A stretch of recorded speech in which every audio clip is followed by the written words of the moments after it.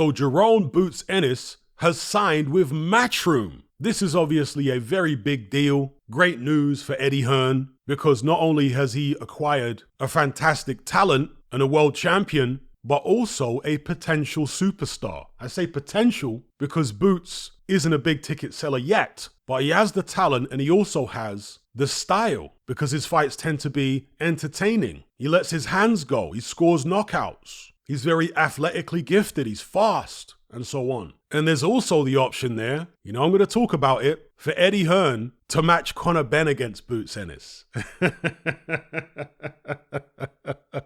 Let's see how cynical Eddie Hearn becomes now in the moves he makes. He acts like he cares about Conor Benn. Will he cash him out against Boots? We'll cover that in greater depth in a future video. But as far as Ennis himself, as a boxer, it's often best to sign with the promoter who promotes all the guys that you want to fight. It makes it easier for those fights to get made, right? It's not rocket science. Boots Ennis was associated with PBC for a long time, was fighting on PBC shows, on Showtime and what have you. And he was pursuing the big names with PBC, pursuing Errol Spence, pursuing, more recently, Terence Crawford, pursuing Keith Thurman, Danny Garcia, Sean Porter. Didn't manage to get any of those names in the ring. And of course, over the past few years, the PBC stranglehold over the welterweight division has been slipping as fighters retire like Sean Porter, move up in weight like Danny Garcia, fall by the wayside like Keith Thurman, maybe even Errol Spence, right? That just leaves Terence Crawford, who, let's be real, as great as Crawford is, he doesn't seem particularly interested in the Boots fight. In which case, Boots might as well sign